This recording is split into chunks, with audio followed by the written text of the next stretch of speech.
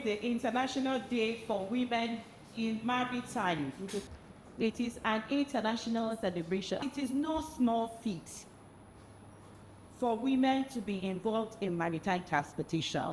The transport, logistics, and supply chain management sector has been what? Been male-dominated for a very long time. So women that go to sea, seafarers, women that do all sorts of things in the maritime industry, they need to be celebrated. They need to be encouraged. We also need to educate the upcoming ones that there are so many skills, so many careers that you can learn in what?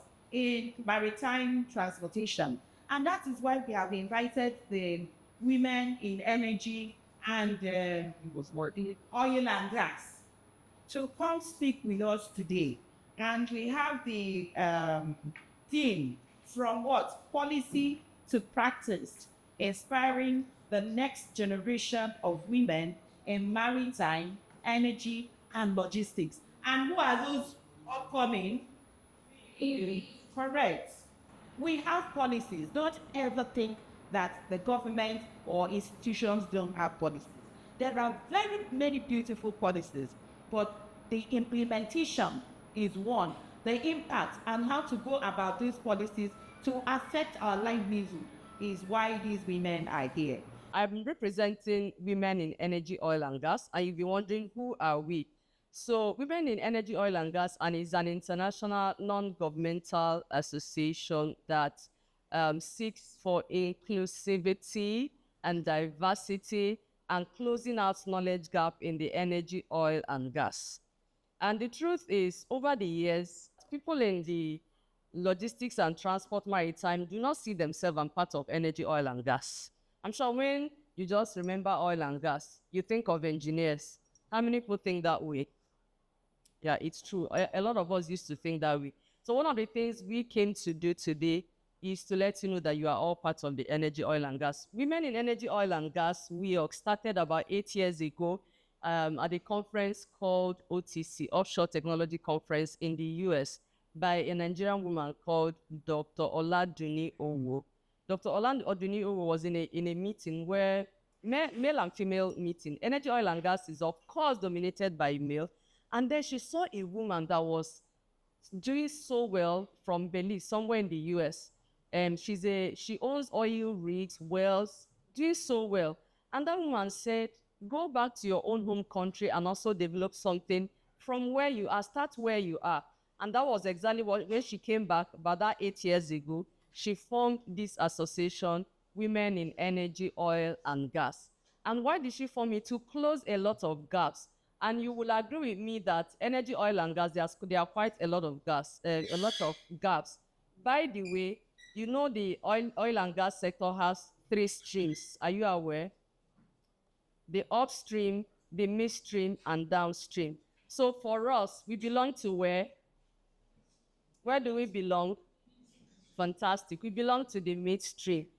So when you're thinking of energy, oil, and gas, please remember that you are part of them. Anywhere you hear STEM girls or anything STEM, please know that you are part of it. Do not say, oh, it's for my friends in the engineering faculty. And by the way, I see a lot of them in SPE, and I never see us. And again, I see where every time there's a conversation around maritime, the people I find them most? I find lawyers, maritime law students. And I ask myself, where are our students?